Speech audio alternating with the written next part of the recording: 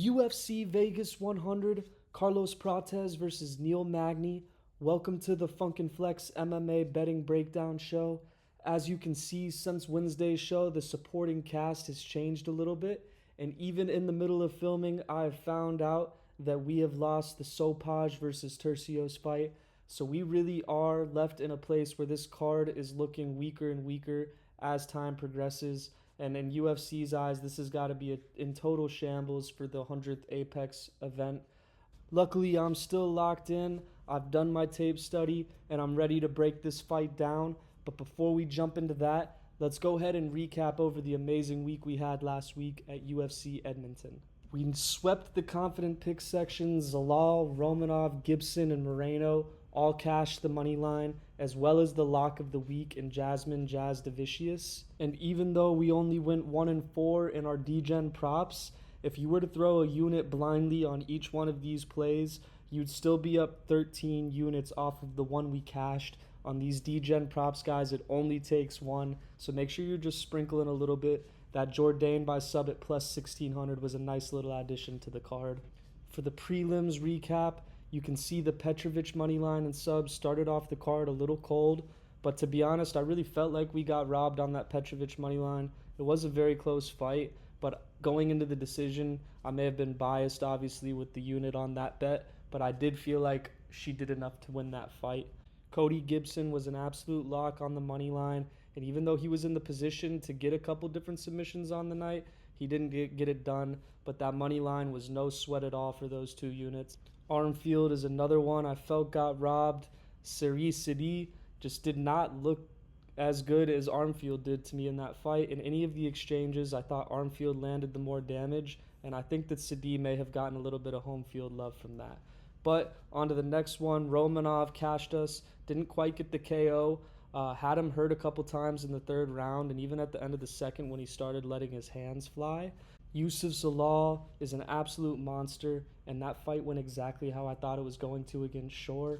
The one unit inside the distance was ended with Zalal's sub at plus 700.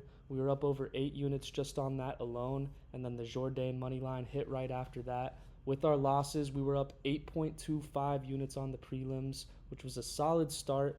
But then the main card came along, and Jasdavicius, even though she looked good, just couldn't get that KO done. Did win a dominant decision there. Mike Malott and Marc-Andre Barrios are just honestly embarrassments to be Canada stars. Mike Malott, even though he did win a pretty dominant decision, he just really was an extremely boring fighter to watch, which is not the normal for Mike Malott, and it's not the normal for a nation superstar. And Marc-Andre Barrios to get knocked out by Dustin Stoltzfus in that manner, I just don't know how that could have happened any other way except for him giving it to him. He put him up against the cage, put his head down, and just got rocked by a couple of unwarranted shots. And then the Namajunas read was just a bad overall read on my part. I did end up putting 2 units on Aaron Blanchfield by decision, watching Blanchfield walk out there, but it didn't make the card. So that being said, we ended up being minus 2.5 units on the main card. Even with Brandon Moreno's 2-unit cash on the money line, he looked absolutely dominant in that fight. And I'm very excited to see what happens next for his future, if he needs another one or if he can go straight into a title shot. Either way, I'm here for it as a fan. With the prelims, main card, and parlays mixed in together, we did end up 9.25 units of total profit on the night. For the first ever betting breakdown show on the Funk and Flex channel, I cannot be more happy or excited to break down this up and coming card. So make sure you guys smash the like button, hit subscribe, go ahead and follow me on Instagram at Funk and Flex MMA, as that's where I'm posting my full betting card come Saturday afternoon before the fights. But without further ado, let's go ahead and jump into the dog of the week. For this week's dog, we are going with none other than Mr. Mackenzie Dern, otherwise known as Antonio Tricoli, Mackenzie Dern's new boyfriend. And not only are they partners, but he actually does have a very similar style of fight to Mackenzie Dern. He's a jiu-jitsu practitioner who does have a specialty in not only giving beatings out on the feet, but taking them as well. He went to a third round against Shara Magomedov in his UFC debut on 4 days' notice as a plus 850 underdog. He actually had a lot of moments in that fight where he looked very strong, And he was really just supposed to go out there and be a placeholder, get absolutely dominated by Shara Magomedov.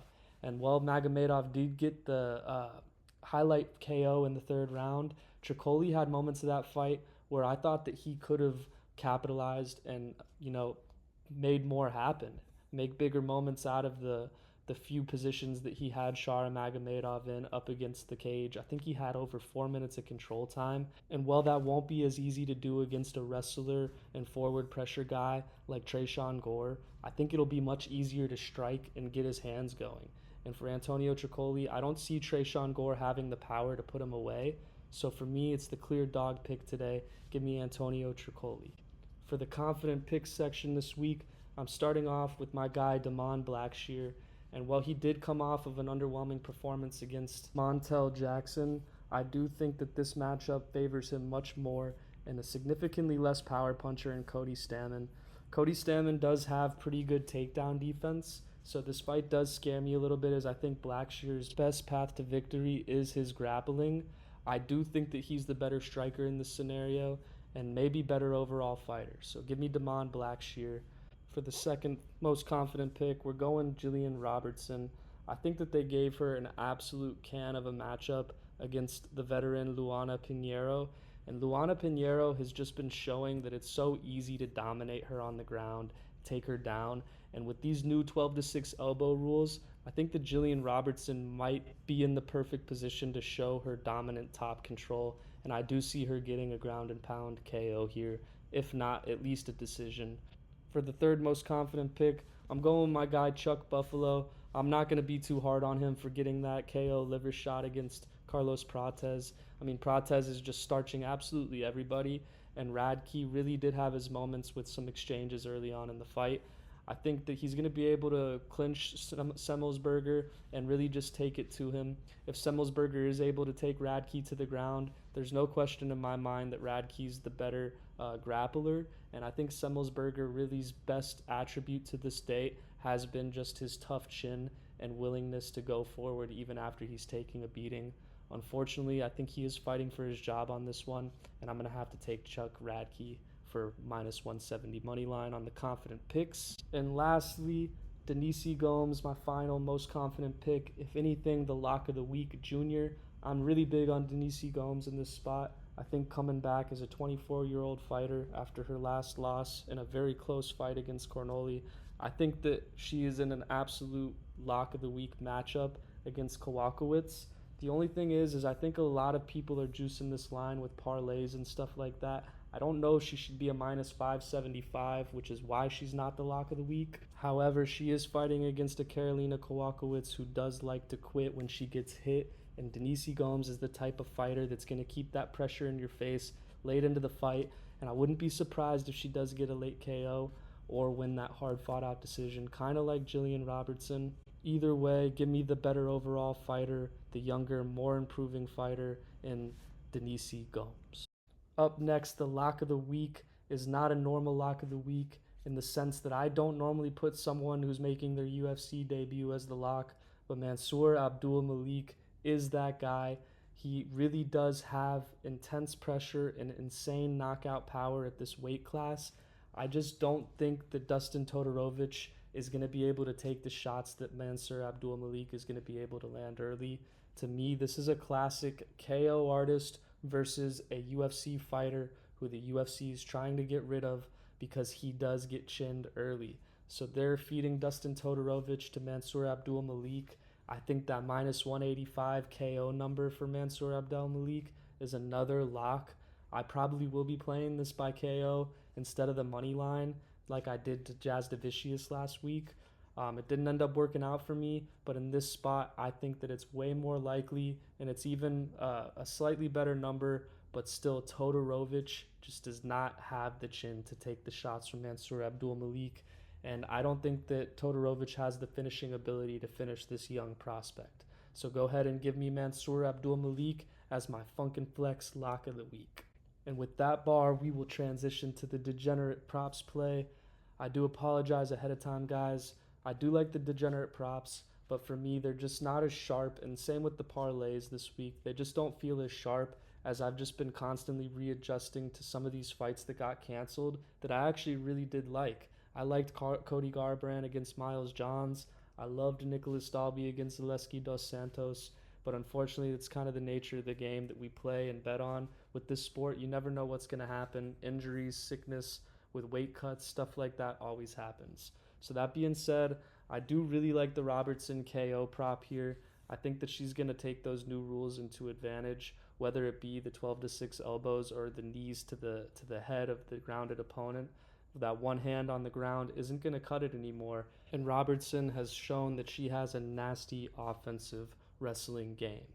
So Robertson is the first degenerate prop. Moving on to Radke in the top right. He's also a confident pick. These two are both. But Radke by sub, I do like it. I think Semmelsberger is going to get hurt on the feet, with Radke just having the more pressure on when they're striking. I think Semmelsberger may rush a takedown here, and I could see Radke grabbing a guillotine. I think that Chuck Buffalo has some sneaky grappling, and I actually really particularly liked his guillotine finish that he had in his UFC debut. I think that he'll be able to do something similar to Semmelsberger this weekend. Carlos Prates, round 2-3 finish in the degenerate prop section. He's honestly my favorite fighter on this card, not only from what he's done from me previously in betting. I've cashed his last 4 KOs, but also just because I really like him personally as a fighter. I know some people that train with him at Shoot the Box. He's also a fighting nerd in TVV gyms. So I just personally have a lot of connections to him through friends that I know that have trained. And I really, really like him. He's a great guy. I do think that he has what it takes to beat Neil Magny. But at minus 1,000, you won't catch me ever touching a line like that. Even in my parlays, I don't like adding stuff like a minus 1,000 line, especially over someone like Neil Magny, who has the most wins in welterweight division history. So I love the round 2-3 finish numbers for Carlos Prates. I think that if he gets it done, it's going to be early. I don't know if he'll quite be able to put on enough of beating early for Magny to get the round 1 finish. That being said, the round 2-3 numbers at plus 300 and plus 600 don't even feel like a degenerate prop, as Carlos Prates is a minus 1,000 favorite, and his most likely path to victory in this is going to be inside the distance. We haven't seen him go past the 3rd round in his last 10 fights. So go ahead and give me Carlos Prates round 2-3 as a nice degenerate sprinkle, as well as the round 2-3 sprinkle on GM3 here. I just think it's absolutely disrespectful to have a guy making his UFC debut at a minus 300 favorite over GM3. I know that De Ridder has a very impressive one Fight Club record, but we have seen a drop-off in some of the talent when they move from ONE to UFC. And even though he's the former champion, he did lose his last 2 fights to the new reigning champion in ONE FC. And I personally think that he is a very comparable fighter to GM3. However, I think GM3 has the better hands. And with the ground game that may cancel each other out, 2 and 3 finish for GM3 at plus 1,200, plus 2,000. We don't know if De Ridder's going to be able to keep up with a UFC level fighter for 3 rounds. And GM3 is known to be the guy that wears fighters down and gets the sub late. Here, because he is fighting such a good grappler, I wouldn't be surprised if it's a KO at plus 1,600. That might be a nice degenerate sprinkle too. Nonetheless, we're going GM3 round 2-3 finish, plus 1,200 and plus 2,000. I guarantee you it's going to be on my betting card come Saturday. This week, guys, I'm going to be keeping it a little light on the parlays. As I told you, I'm just not feeling as sharp on some of these reads. I do feel like I'm forcing it a little bit here on this section of the slide, so please bet these with caution. I always encourage people that like to follow my bets to do their own research and make sure you're seeing things the same way that I am. You know, if you're just sprinkling a quarter unit on all of my plays and just blindly following, I don't think there's anything wrong with that. But if you want to start betting some serious dough and making some serious money and growing and getting better at this sport, I do encourage you to do your own research. As you know, sometimes it's hard to remove personal bias. And even though I do this professionally, I'm not going to act like I'm immune to that. You know, I do bet with my heart sometimes. And, you know, that being said, I do try to learn and grow with you. But, you know, just do your own research. I'm not even going to go over these a ton this week. Some of them are just fill-in parlays that I have. I do like the one in the top left. I probably will have 5 units on the Mansour Abdul Malik, Gomez, and Robertson, all on the money line. But other than that, I'm really going to keep it kind of small this week, guys. That's the betting breakdown. Thank you for tuning in. Make sure you follow me on Instagram tomorrow. I will be posting the full betting card, so you guys aren't going to have to guess if any parlays that I have that I do play will be on there. However, that last section was some parlays that I like. Without breaking those down at all, just go ahead and click back, pause, chalk down what you like, and we'll go ahead and see you guys and see what your betting card looks like come this Saturday. Mine will be posted on the Instagram, Funkin' Flex MMA. Make sure you follow me there. Again, smash the like button, hit subscribe. It really does go a long way for me in making this content for you. After we're up 9.25 units last weekend, the least you could do is leave a like for me. So let's go ahead and go into this weekend fired up and confident. And I'm going to catch you guys on next Wednesday's video where we're going to be breaking down John the Duck Jones and Stipe Miocic. That's all I have for you this week, guys. Thanks for tuning in. And let's go Prates.